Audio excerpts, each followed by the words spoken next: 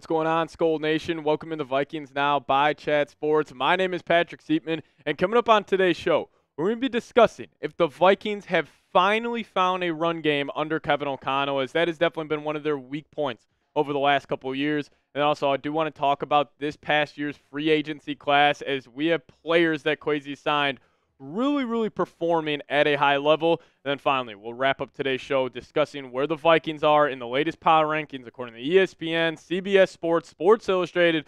We'll hit it all on today's show. But before we dive into that, got to give a shout out to Purple Persuasion on Twitter. Great account to follow if you guys are on X. But he tweeted this out coming from the Pat McAfee show, saying something to watch for this week.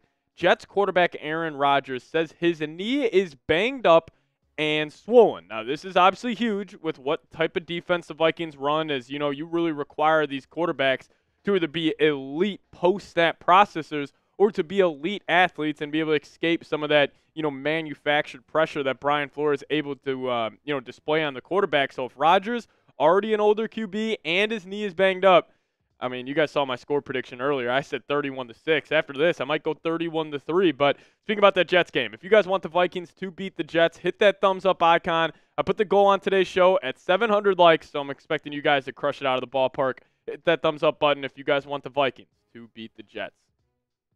So the great news on today's show, the Vikings look to finally have a run game under Kevin O'Connell, and I do just want to say a thank you to running back Aaron Jones, as he has been the biggest reason for this change. But why has this been such a talked about topic amongst Vikings fans? Well, the last 2 years before this one, the Vikings have been one of the worst rushing offenses in the National Football League. In 2022, they ranked 27th in the whole league, only averaging 97.7 yards per game. 2023, 91.4 yards per game, ranking 29th. Now, this season, you're averaging 123.8 rushing yards per game, which ranks 14th. But again, the yards per game, which is higher, and with how this Vikings team is constructed, they don't need to be a top 5 rushing offense because of all the weapons they have on the outside. But with a great defense, elite weapons, and now a run game, this team's really starting to, pick up some juice here. But what has Aaron Jones done to fix this? Now, I think he has been fantastic this season. Here are the broad stats: 64 carries, 321 yards, 5 yards a clip. And he does have a touchdown, actually 2 touchdowns, including one through the air. But, he's also been great through there. 16 receptions, 143 yards. But I think it goes even further with that with Aaron Jones. I mean, the advanced stats are, really in favor to what he's done this season. Like explosive runs, 10-plus yards. He's got 9 of them. Yards after contact per attempt, he's at 3.55, one of the highest in the National Football League. Rushing yards over expected, 38 rushing yards. That's top 10 in the league. Missed tackles forced, 14. So even when the offensive line hasn't been able to give him those clear running lanes, Jones is still able to figure it out. And, I felt like with Cook and Madison, if there was nothing there, they just go down and they take the negative 2-yard gain. Like even when he is hitting the backfield, he's able to make a move and fight forward for at least 3 yards. And, his running mate, Ty Chandler, he's also been great. 28 carries on the year for him.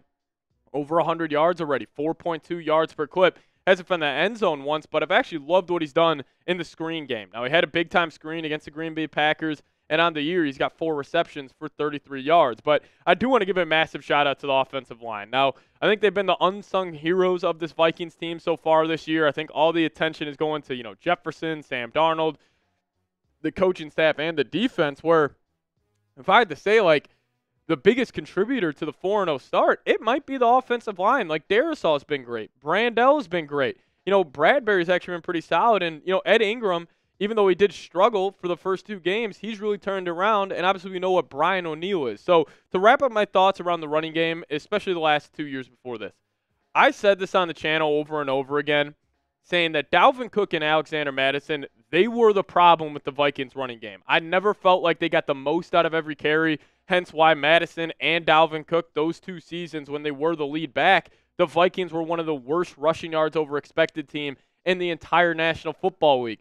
But when you brought in Aaron Jones on that 1 year, $7 million salary, I immediately thought about the run game because I felt like the offensive line did a good job the last 2 years. Plus, with another year under their belt, bringing in a top running back like Aaron Jones, it does not shock me that the Vikings are a better rushing offense this season. But I'll toss this question your guys' way. Do you trust this Vikings run game? Give me a Y for yes or an N for no down below in the comment section. What say you on this one?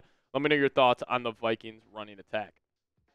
Now let's talk about it. Did Kwesi do it again in free agency? Because, I started just looking at, some of the top players that have been contributing to this team, and I'm like, oh, he was a free agent signing. He was a free agent signing. Like, pretty much all the top contributors were picked up in free agency, and we already talked about Aaron Jones. He was one of the biggest free agent signings if it wasn't for this guy, Sam Darnold. Like, the fact that you were able to get your starting quarterback, starting running back in free agency is incredible. And plus, with both of them, playing at a top 5 level at their respective positions, and, especially Sam Darnold, man, I mean, he's been great to start this year. His completion percentage is a whole lot higher than a lot of us would have thought as he came in as a sub-60 guy, but he's got that up to 68.9%. His QB rating, 118.9, number 1 in the National Football League. He's thrown 11 touchdowns. The second guy in the league only has 8. And he's been able to take care of the football pretty well as he's only averaging a turnover per game, 3 interceptions, and 1 fumble. But it doesn't just start on offense. It's defensively, too. You were able to pick up Jonathan Grenard, and, I felt like there was a sense of panic around the pass rush heading into this year since, Grenard was never the most, talked about or hyped up edge rusher that you could have brought in. But this dude's off to a great start to the season. Like, he's got 22 pressures. That's top 5 in the league. 4 sacks. That's top 5 as well. He's got 6 tackles, 3 TFLs. He's been really filling up the stat sheet for this Vikings team this season. And you got to give credit to Kwesi for going out there and finding a young and up-and-coming edge rusher. And now this pass rush, you lead the league in sacks, and you lost Danielle Hunter. That speaks to what Kwesi had to do in free agency. And another edge linebacker hybrid, like, he just plays everywhere on the football field.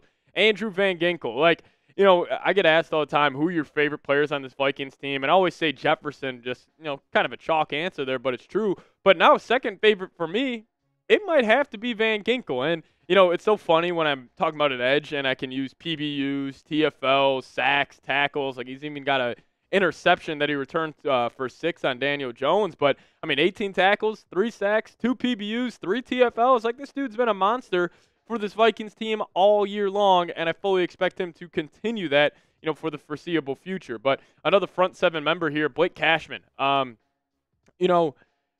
was worried about this linebacking group heading into the year as, you're really putting a lot of emphasis on Cashman and Ivan Pace. But, with the way that Cashman's been able to start the season, like, he's been awesome, man. And, 34 tackles in 4 games. He's got a sack. He's got 4 PBUs, and he's got 2 TFLs. But what's impressed me so much is the twist concepts he's been running, where he is necessarily setting a screen like it's basketball and just clearing out offensive linemen, setting up edge rushers to just come home free. That's all on Cashman. He plays everywhere. He's fast. He's physical. He hits. He's truly been a just great pickup for this Vikings team. But some more signings for this for Kwesi this offseason.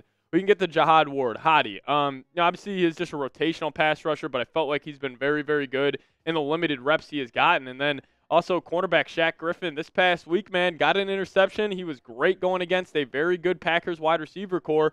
So that's another big pickup. But even Jerry Tillery, just getting more, depth on that defensive line, where obviously he's not a Jeffrey Simmons type of interior defensive lineman or Dexter Lawrence. Like, he's been solid. And then the guy who's been filling in for Ivan Pace, Grugier Hill. 2 interceptions, 5 pass breakups. Like, he's been productive, and all of these guys have been productive. And it gets me to this. Is this the best free agent class ever for the Minnesota Vikings? I think if they go on and they do what I anticipate they would do in the playoffs this year, there's no doubt it will be. Your running back, quarterback, edge rushers, like linebackers, like some key players you just signed this offseason. It was truly one of the better offseasons I've seen from a Vikings GM. But I'll ask you guys this. What is your confidence level in Kwesi? Scale it for me, 1 through 10 down below in the comment section. Let me know your thoughts on your Vikings general manager. And then coming up next on this show, we're going to be talking about the power rankings as the Vikings are damn near top 3 in just about everything. But before we dive into that, I do want to give a massive shout out to today's presenting sponsor, and that is Game Time, the best ticket purchasing app out there. And if you guys use promo code ChatSports, you guys will get $20 off your first purchase.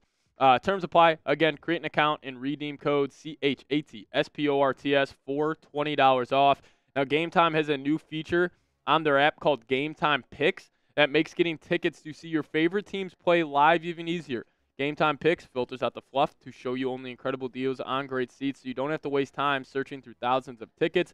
My favorite feature of the Game Time app is the Views from Your Seat feature, where you get a panoramic view from your seat in the app before you buy. So take the guesswork out of buying tickets with Game Time. Download Game Time app today and create an account and use code CHATSPORTS for $20 off your first purchase. Terms apply. Again, create an account and redeem code CHATSPORTS for $20 off. Download Game Time today. What time is it? It's game time. I'll have that link for you guys in the comments and description of today's show. All right, where do the Vikings land in the latest power rankings? Well, Chat Sports, our very own company here, we got them at number 2. We did have the Chiefs at 1, but that's fine. I personally had the Vikings at number 1, but I could see why a couple of my coworkers had them at 2 and gave the nod to the Chiefs. But similar to ESPN here, they had the Vikings at number 2, which I'm assuming is going to be the norm until the Chiefs lose. In my opinion, the Chiefs haven't looked nearly as good as the Vikings have on film over the last 4 weeks, but they are the back-to-back champs. It doesn't upset me too much that they are ahead of the Minnesota Vikings. But actually, The Athletic, shout out to them. They had the Vikings at number 1. I personally agree with that because I don't think what you've done in the past should contribute to how you're being viewed this year. You should just take the first 4 games. How did that football team look? Vikings have looked significantly better than the Chiefs, but CBS Sports, they disagree. They still have the Vikings at 2. And, this is the kicker that kind of drove me a little crazy from Sports Illustrated. They actually had the Chiefs at 1, Lions at 2, and then the Vikings at 3. I understand the Lions were more successful last year, but with how bad their defense looked against Seattle last night and how mediocre their offense has been. I mean, they put up a lot of points last night, but that Seahawks team was depleted. I just see no argument that you can make where I'm like, yeah, the Lions throughout the first 4 weeks, they're a better team than the Minnesota Vikings. And I think this is a Super Bowl team. This team is dangerous, especially with them getting healthy. Hockenson potentially returning this week, but I think latest he'll return week 7 versus the Detroit Lions. But this is a Super Bowl team, guys, and they have a lot of Super Bowl team qualities. They have an elite coaching staff, elite weapons, elite offensive line play, defensive line play, and as it stands right now, the Vikings are number 1 in 3 important stats. Passing touchdowns, number 1. Interceptions, number 1. Sacks, number 1. They also have a top 5 scoring offense and a top 5 scoring defense. All this right here, you maintain this throughout the whole season, which will be hard to do. You will be playing a football game in February. I promise you that. But come down to those big-time moments later on in the year, and just excited to see this process and see the season, play out. But I'll use this as my real one roll call today. Type contenders if, 1, you believe the Vikings are true Super Bowl contenders, and 2, if you made it to the end of today's show. We'll use this as the real one roll call, but type contenders if you watch this whole thing. And also my Twitter, @PatSeeps. Give me a follow over there. I'll give you a follow back, but we'll see you guys next time. As always, Skol Vikes.